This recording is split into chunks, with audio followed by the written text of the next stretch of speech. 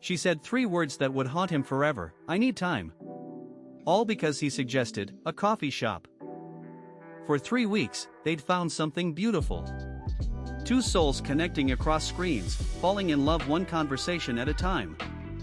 10 hours a day. Playing games, watching shows, just being together. They'd built an entire relationship in digital space.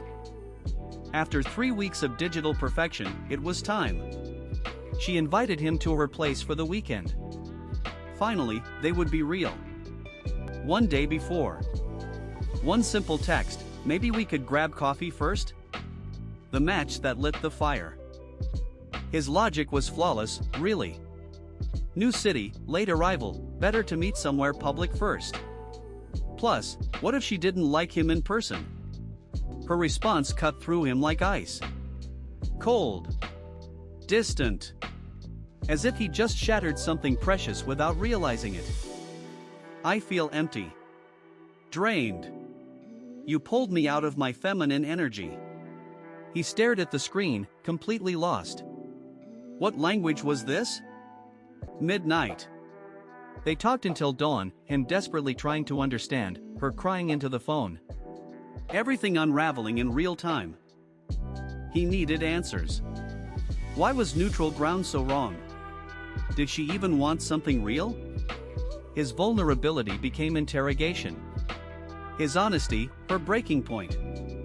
And then she cried. Not gentle tears. The kind of crying that shakes your whole body. The kind that says something fundamental just broke. But what happened next changed everything. But love, sometimes, is stubborn. Despite everything, she didn't cancel. Maybe she hoped seeing him would heal what words had broken. Maybe she just couldn't let go. Naturally, they did exactly what he'd suggested. They grabbed food. They walked. They talked. And it was perfect. Which should have been the end of the story. She had prepared gifts. Personal ones. The kind that take time and heart to make. She bought his favorite things. She paid attention to every detail that weekend. They had found each other. Not just online anymore, but here, real, breathing the same air. Everything they'd felt through screens was magnified in person. He left her city with hope in his chest.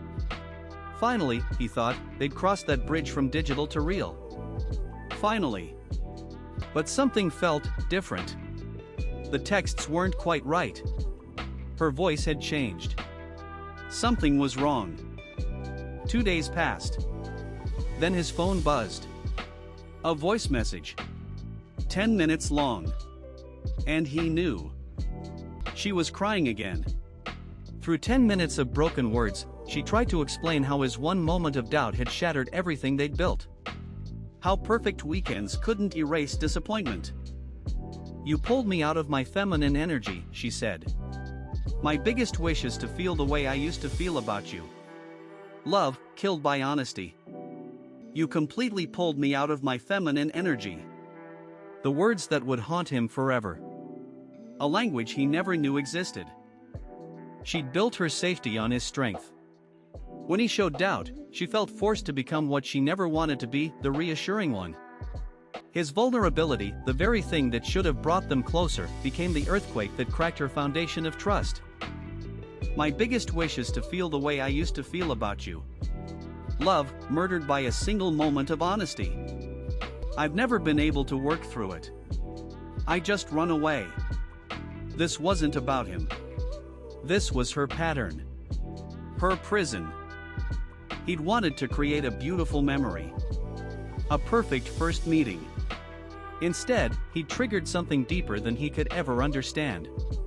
But what happened next changed everything.